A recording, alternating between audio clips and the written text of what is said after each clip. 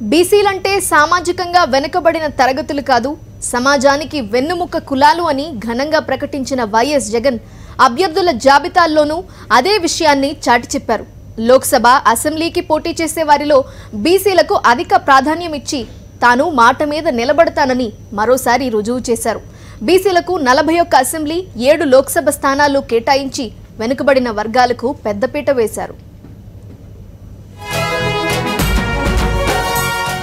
ఒకేసారి అభ్యర్థుల జాబితా ప్రకటించిన వైఎస్ఆర్సీపీ. మాటపై నిలబడ్డ వైఎస్ జగన్.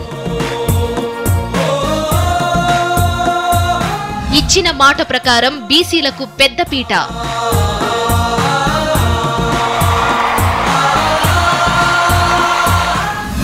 ఒక్క అసెంబ్లీ, 7 ఎంపీ టికెట్లు బీసీలకు కేటాయింపు.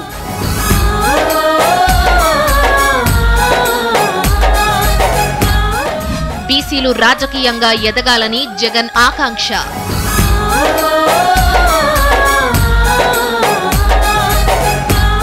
బీసీలు రాజకీయంగా ఎదగాలి, పదవుల్లో ఉండాలి. మీ రాజకీయ ఎదుగుదల కోసం నా కృషి కొనసాగుతుందని ఫిబ్రవరి 17న ఏలూరులో జరిగిన బీసీ గర్జన సభలో ఇచ్చిన మాటను వైఎస్ఆర్సీపీ అధ్యక్షుడు వైఎస్ జగన్ నిలబెట్టుకున్నారు. తాజాగా విడుదల చేసిన అసెంబ్లీ, లోక్సభ అభ్యర్థుల జాబితాలో బీసీలకే పెద్దపీట వేశారు.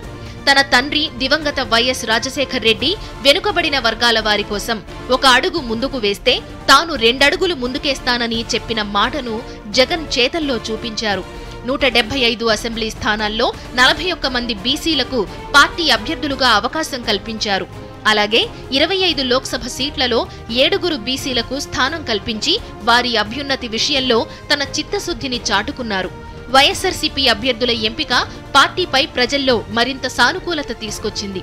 ఈసారి ఎలాగైనా అధికారంలోకి రావాలనే ఉద్దేశంతో అభ్యర్థుల ఎంపికపై వైఎస్ జగన్ ఆచితూచి అడుగులేశారు. పలు సర్వేల ఫలితాలు క్రోడీకరించి సామాజిక సమీకరణలు పాటిస్తూ అభ్యర్థుల బలాబలాలు బేరీజు వేస్తూ టికెట్ల కేటాయింపుపై తుది నిర్ణయానికి వచ్చారు. ముఖ్యంగా సామాజిక న్యాయానికి పెద్దపీట వేస్తూ విలువలు, విశ్వసనీయతకు ప్రాధాన్యమిస్తూ అభ్యర్థులను ఎంపిక చేశారు.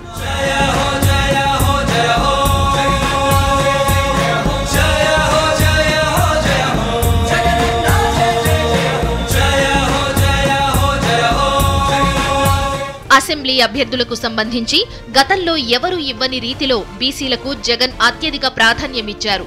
ఎమ్మెల్యే అభ్యర్థులుగా 41 మందికి అవకాశం ఇవ్వడంపై బీసీ సంఘాలు హర్షం వ్యక్తం చేస్తున్నాయి. టికెట్లు పొందిన వారిలో 90% మంది పార్టీ ఆవిర్భావం నుంచి చిత్తశుద్ధితో పనిచేస్తున్న వారే కావడం విశేషం. మెజారిటీ నియోజకవర్గాల్లో పార్టీ సమన్వయకర్తలుగా ఉన్నవారినే అభ్యర్థులుగా ఖరారు చేశారు. సామాజిక సమీకరణాలు, గెలుపు గుర్రాల ఎంపిక కోసం అనివార్యంగా కొన్ని నియోజకవర్గాల్లో మార్పులు చేశారు. అయితే ఆ విషయాన్ని సదరు నేతలకు ముందుగానే చెప్పి ఒప్పించారు. రాష్ట్ర చరిత్రలో ఇప్పటి వరకు ఏ పార్టీ కూడా అన్ని అసెంబ్లీ, ఎంపీ అభ్యర్థుల జాబితాను ఒకేసారి ప్రకటించలేదు. అధికార టీడీపీ అధ్యక్షుడు చంద్రబాబు 4 నెలలుగా కసరత్తు చేస్తూ టికెట్ల ఎంపికలో కింద మీద పడుతున్న ప్రయోజనం లేకుండా పోయింది. అవినీతికి తోడు గత 5 ఏళ్లలో ఒక్క హామీని సంపూర్ణంగా అమలు చేయని కారణంగా ప్రభుత్వంపై ప్రజల్లో తీవ్ర వ్యతిరేకత ఏర్పడింది. దాంతో ఆ పార్టీ తరపున పోటీ చేసేందుకు సీనియర్ నేతలు సైతం ముఖం చాటేస్తున్నారు. ముఖ్యంగా ఎంపీ అభ్యర్థుల విషయంలో టీడీపీ పరిస్థితి అగమ్యగోచరంగా మారిందనే అభిప్రాయం వ్యక్తమవుతోంది. కానీ వైఎస్ఆర్సీపీ ఒకేసారి మొత్తం జాబితాను ప్రకటించడం రాష్ట్రంలో చర్చనీయాంశమైంది.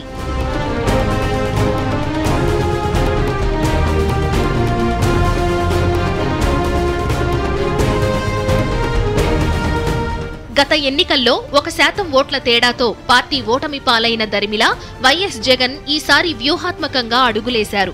ఇడుపులపాయ నుంచి ఇచ్చాపురం వరకు సుదీర్ఘ పాదయాత్ర చేసి ప్రజలకు దగ్గరయ్యారు. దారి పొడవునా ప్రజలతో మమేకమవుతూ వారి కష్టాలు తెలుసుకున్నారు. ఎక్కడికక్కడ సామాజిక సమీకరణాలు, నేతల బలాబలాల గురించి ఆరా తీశారు. ఇప్పుడు పార్టీ గెలుపే లక్ష్యంగా అందర్నీ కలుపుకుని వెళ్లారు. సమర్థులైన సీనియర్లు ఇతరులను పార్టీలో చేర్చుకున్నారు. అందుకోసం సిట్టింగ్ ఎంపీలు అయినా తన కుటుంబ సభ్యులు, సొంత వాళ్లకు సర్ది చెప్పి మరీ కొత్త వారికి టికెట్లు కేటాయించారు. 2014 ఎన్నికల్లో ఒంగోలు ఎంపీగా ఎన్నికైన తన చిన్న అన్న వైవి సుబ్బారెడ్డికి సర్ది చెప్పి మాగుంట శ్రీనివాసులు రెడ్డికి అవకాశం కల్పించారు. వైఎస్ఆర్సీపీ పార్లమెంటరీ పార్టీ నాయకుడు సీనియర్ నేత మేకపాటి రాజమోహన్ రెడ్డిని ఒప్పించి నెల్లూరు నుంచి మాజీ మంత్రి ఆదాల ప్రభాకర్ రెడ్డిని బరిలోకి దింపారు.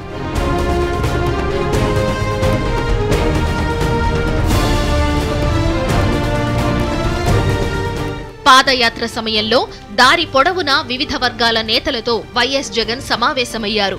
బీసీల ఆత్మీయ సమ్మేళనాల్లో ఆ వర్గానికి రాజకీయంగా సముచిత స్థానం కల్పిస్తామని హామీ ఇచ్చారు. రాయలసీమలో పర్యటించేటప్పుడు కర్నూలు, అనంతపురం జిల్లాల్లో ఒక్కో పార్లమెంటు సీటును బీసీలకు కేటాయిస్తానని చెప్పారు. కానీ చెప్పిన దానికన్నా ఒక సీటు ఎక్కువగా 3 సీట్లు కేటాయించారు.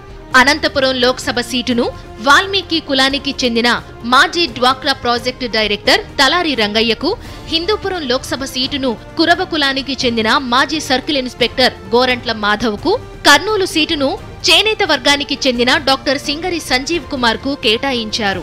అలాగే రాష్ట్ర వ్యాప్తంగా కూడా సముచిత రీతిలో ప్రాధాన్యమిచ్చారు. ఉత్తరాంధ్రలోని శ్రీకాకుళం అభ్యర్థిగా కాళింగ కులానికి చెందిన దువ్వాడ శ్రీనివాసును, విజయనగరం అభ్యర్థిగా తూర్పు కాపులకు చెందిన బెల్లాన చంద్రశేఖర్ను, అనకాపల్లి అభ్యర్థిగా గవర కులానికి చెందిన డాక్టర్ కెవి సత్యవతిని, రాజమండ్రి అభ్యర్థిగా గౌడ కులానికి చెందిన మార్గాని భరత్ ను ఎంపిక చేశారు. గతంలో ఏ రాజకీయ పార్టీ కూడా బీసీలకు ఈ స్థాయిలో లోక్సభ టికెట్లిచ్చిన దాఖలాలు లేవనే చర్చ అంతటా జరుగుతోంది. బీసీలకు 41 సీట్లు ఇవ్వడం, చంద్రబాబు నాయుడు గారి మాదిరిగా ఆయన రిలీజ్ చేసిన లిస్టుల్లో బలిజ కులస్తులను కూడా బీసీల జాబితాలోనే తాను చేర్చేసుకుని బీసీల జాబితాను పెంచేసినట్టుగా చూపిస్తా ఉన్న చంద్రబాబు నాయుడు గారి మోసానికి ఇక్కడ ఖచ్చితంగా చెప్పవలసిన అవసరం కూడా ఉంది. బలిజ వాళ్ళను కూడా చంద్రబాబు నాయుడు గారి మాదిరిగానే మనం కూడా బీసీల కోటాల కింద కలుపుకుంటే ఈ సంఖ్య 45 కూడా చేరుతుంది.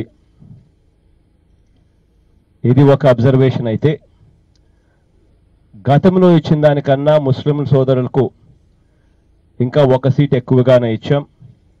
5 స్థానాలు ముస్లిం సోదరులకు ఈసారి ఎన్నికల్లో కూడా ఇవ్వడం కూడా జరుగుతూ ఉంది. వైఎస్ఆర్ కాంగ్రెస్ పార్టీ ప్రకటించినటువంటి జాబితాలో బీసీలకు 47, అదేవిధంగా ఎంపీ స్థానాల లోపల 7 స్థానాలు కల్పించడం నిజంగా చరిత్రాత్మకం.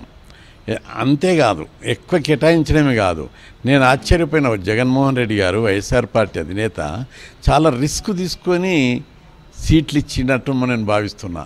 ఎందుకంటే అందరు డబ్బున్నోళ్లకు, పెద్ద పెద్ద కులాలు, జనాభాధిక్యత ఉన్న కులాలకు ఇస్తారు. కానీ జగన్మోహన్ రెడ్డి గారు రజకులకు ఇచ్చాడు, వడ్డెరలకు ఇచ్చాడు, నాయబ్రహ్మణులకు ఇచ్చాడు. అత్యంత వెనుకబడినటువంటి కులాలకు ఇవ్వడం అనేది అది ధైర్య సాహసాలతో కూడినటువంటి పని. అందుకు నేను జగన్మోహన్ రెడ్డిని అభినందిస్తున్నా. హిందూపూర్లో ఓ కుర్మాయనకి ఇచ్చాడు, ఆయన చాలా పేదోడు, ఎంపీ టికెట్ ఇచ్చాడు. అరే, అన్ని పార్టీలు అధికారంలో ఉన్నటువంటి టీడీపీ ఏమో మల్టీనేషనల్ కంపెనీలు ఉన్న వాళ్ళకు, 1000 కోట్ల శ్రీమంతులకు టికెట్లు ఇచ్చి ఓట్లను కొనుక్కునే పద్ధతి చేస్తుంటే జగన్మోహన్ రెడ్డి గారు పేదోళ్ళకు టికెట్లు ఇచ్చి నిలబెట్టి గెలిపియండి మీ మనిషిని అని చెప్పి అనడం నిజంగా చాలా ధైర్య సాహసాలు, గట్స్ ఉన్నటువంటి విషయం అని చెప్పి నేను భావిస్తున్నా.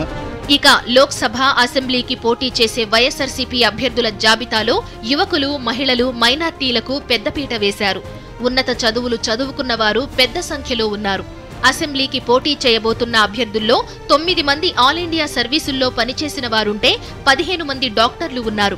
పోస్ట్ గ్రాడ్యుయేట్లు 41 మంది ఉండగా డిగ్రీ, ఆ పై చదువులు చదివిన వారు 139 మంది ఉండడం విశేషం. వైఎస్ఆర్సీపీ నుంచి అసెంబ్లీకి పోటీ చేసే 175 మంది అభ్యర్థుల్లో 33 మంది 45 ఏళ్ల లోపు వారే ఉన్నారు. 45 నుంచి 60 ఏళ్ల లోపు వారు 98 మంది, 60 ఏళ్లకు పైబడ్డవారు కేవలం 44 మంది ఉన్నారు. మొత్తం జాబితాను పరిశీలిస్తే బీసీలతో పాటు ముస్లిం, కాపు, బలిజ, చేనేత, వైశ్య, బ్రాహ్మణ కులాలకు సముచిత స్థానం కల్పించడం ప్రశంసలందుకుంటోంది. 31 మంది కాపులు, 5 ముస్లిం మైనారిటీలు, 4 బలిజ, 4 బ్రాహ్మణ, 3 వైశ్య కులానికి చెందిన అభ్యర్థులకు శాసనసభ జాబితాలో చోటు కల్పించి అన్ని వర్గాలకు న్యాయం చేశారు. నిరంతరం ప్రజల్లో ఉంటూ ప్రజలతో మమేకమవుతున్న వారిని ఎమ్మెల్యే, ఎంపీ అభ్యర్థులుగా ఎంపిక చేసి కొత్త సంప్రదాయానికి తెరలేపారు. సామాన్యులను ఎమ్మెల్యే, ఎంపీ అభ్యర్థులుగా ప్రకటించి డబ్బులున్న వారికే వైఎస్ఆర్సీపీలో టికెట్లన్న చంద్రబాబుకు షాక్ ఇచ్చారు. డబ్బుల కోసం పారిశ్రామికవేత్తలకు టికెట్లిచ్చే పార్టీ టీడీపీనే గాని వైఎస్ఆర్సీపీ కాదనే విషయాన్ని తాజా జాబితాల ద్వారా రుజువు చేశారు.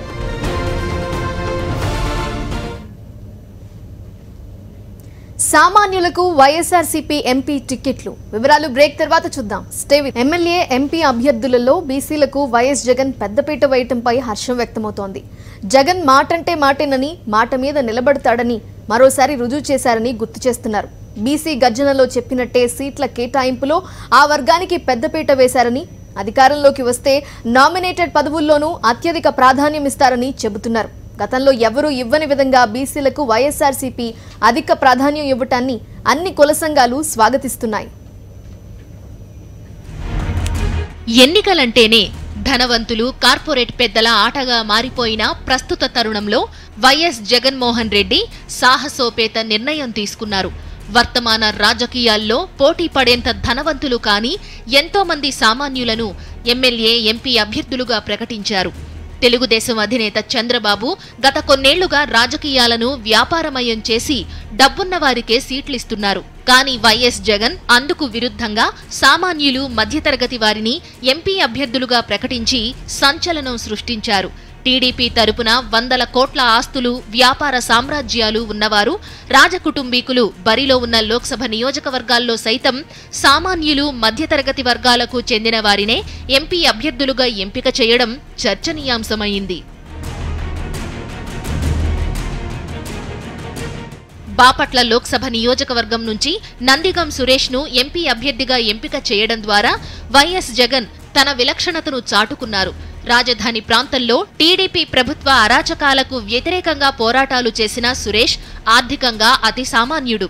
కానీ పార్టీ కోసం ఆయన చేసిన సేవలను గుర్తించి ఎంపీ అభ్యర్థిగా అవకాశం కల్పించడంపై పార్టీలోనూ ప్రజల్లోనూ సానుకూలత వ్యక్తమవుతోంది. అరకు ఎంపీగా టీడీపీ నుంచి మాజీ కేంద్ర మంత్రి కురుపాం రాజకుటుంబానికి చెందిన కిషోర్ చంద్రదేవ్ పోటీ చేస్తుంటే, వైఎస్ఆర్సీపీ తరపున అతి సామాన్య గిరిజన కుటుంబానికి చెందిన గొడ్డేటి మాధవిని ఎంపీ అభ్యర్థిగా వైఎస్ఆర్సీపీ ప్రకటించింది. సామాన్యులకు, పేదలకు ఒక భరోసా అండి నాకు సీట్ ఇవ్వటం అనేది. అది ఎట్లా అంటే, ఇవాళ దాదాపుగా నాకు ఫోన్ చేసిన ఒక 2-3 వేల మంది ఉండి ఉంటారు. అందరూ కూడా వాళ్ళు మాట్లాడింది ఏంటంటే, జగన్మోహన్ రెడ్డి గారు నీకు ఎట్లా సీట్ ఇచ్చారో మాకు అర్థం కాని పరిస్థితి. జగన్మోహన్ రెడ్డి గారి గురించి చెప్తుంటే వీళ్ళందరూ టీడీపీ వాళ్ళంతా ఆయన సీట్లు అమ్ముతాడంటే, మరి ఇందులో పార్లమెంట్లో 2-3 కొత్త వాళ్ళని పెట్టారు. వాళ్ళు కూడా పేదోళ్ళు అయ్యి ఉన్నారు. అందులో నువ్వు ఒకడివి, నువ్వు మరి రూపాయి బిళ్ళ ఖర్చు పెట్టుకోలేవు, తిరగడానికి కూడా నీకు ప్రాబ్లం కదా, ఎట్లా సాధ్యమైంది అని చెప్పి అందరూ ఆశ్చర్యాన్ని వ్యక్తం చేసి, చాలామంది అయితే ఈ సీట్ల పంపిణీ విషయంలో నాకు అవకాశం కల్పించిన దాంట్లో జగన్మోహన్ రెడ్డి గారు మనసు చూశారు. జగన్మోహన్ రెడ్డి గారు ఏంటి అనేది తెలిసింది. దళితుడును, నేను ఒక పేద కుటుంబంలో పుట్టిన వ్యక్తిని, నన్ను తీసుకొచ్చి ఫస్ట్ లిస్టు నా చేత అనౌన్స్ చేయించడం అంటే నాకు ఈ జన్మకి ఈ అదృష్టం చాలు అనుకుంటున్నాను. ఎందుకంటే ఎంత గొప్పవరం అంటే, నాకు జగన్మోహన్ రెడ్డి గారు నేను ఏది అడగల. చాలాసార్లు నా మీద కేసులు పెట్టినప్పుడు నేను పరిచయం చేసుకొని, నీకేం కావాలి, నాకు ఏమొద్దన్న, మీరు సీఎం అయితే రాష్ట్రం బాగుంటుంది, అందులో బాగుండే వాళ్ళు మేము కూడా బాగుంటాం కదా అంటే, అదేవిధంగా నాకు మరి బాపట్ల పార్లమెంట్ ఇన్ఛార్జ్ సమన్వయకర్తగా అవకాశం కల్పించారు. మేనిఫెస్టో కమిటీలో మేనిఫెస్టో కమిటీలో నన్ను సభ్యుడిగా వేశారు. 30 మంది రాష్ట్రాన్ని దిశ మార్చే విధంగా లిస్టు తయారు చేస్తుంటే ఆ లిస్టులో నా పేరు పెట్టే పరిస్థితి. సామాన్యులకు ఆయన ఇచ్చే అవకాశాలు చూడండి. అదేవిధంగా రాజధాని భూములన్నింటి మీద కోఆర్డినేటర్గా ఇచ్చారు నాకు అవకాశం. నాకు అంతకుముందు మండలంలో చిన్న యూత్ అధ్యక్షుడు. నేను నమ్మితే, నమ్మకం కలిగి ఉంటే ఆయన ఏ స్థితికి తీసుకెళ్తాడానికి ఇదే నిదర్శనం. టీడీపీ ధన దౌర్జన్యకర రాజకీయాలు చేసే అనంతపురం జిల్లాలో అతి సామాన్యులైన ఇద్దరికి ఎంపీ అభ్యర్థులుగా వైఎస్ఆర్సీపీ నుంచి అవకాశం కల్పించారు. టీడీపీ సిట్టింగ్ ఎంపీ జేసీ దివాకర్ రెడ్డి కుటుంబం వందల కోట్ల ఆర్థిక సామ్రాజ్యం కలిగి ఉంది.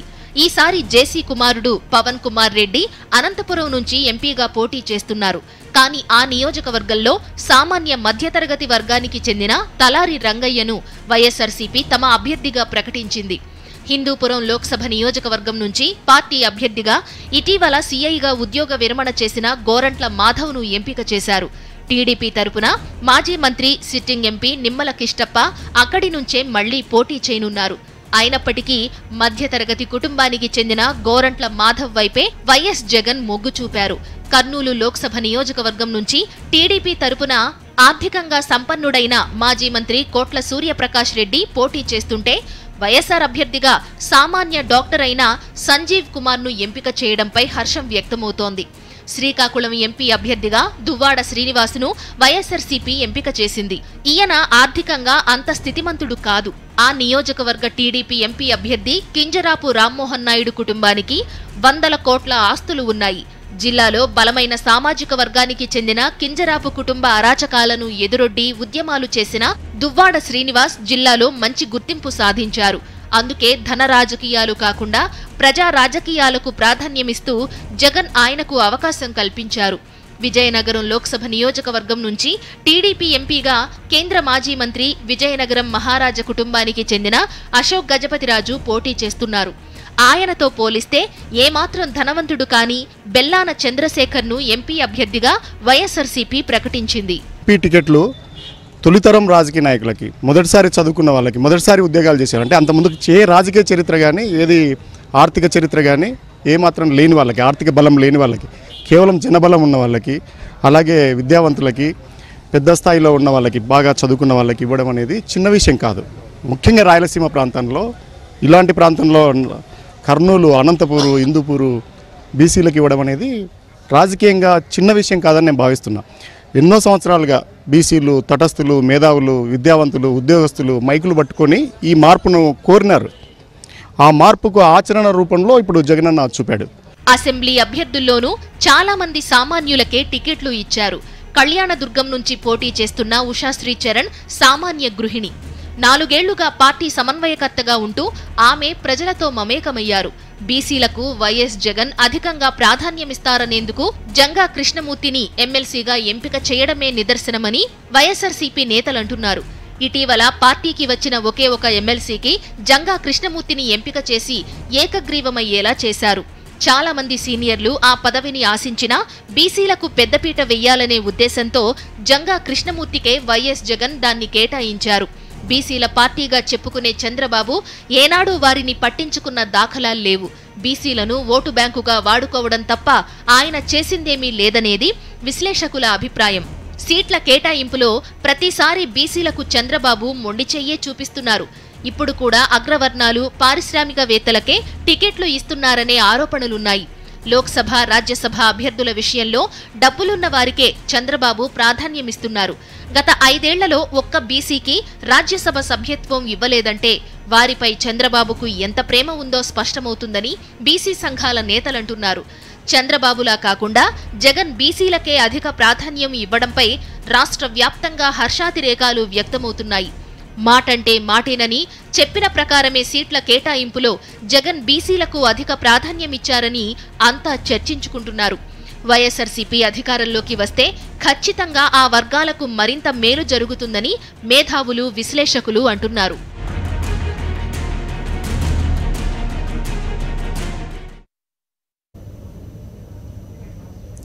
జయ హో బీసీ, ఇది ఇవాల్టి మ్యాగజైన్ స్టోరీ. Stay tuned.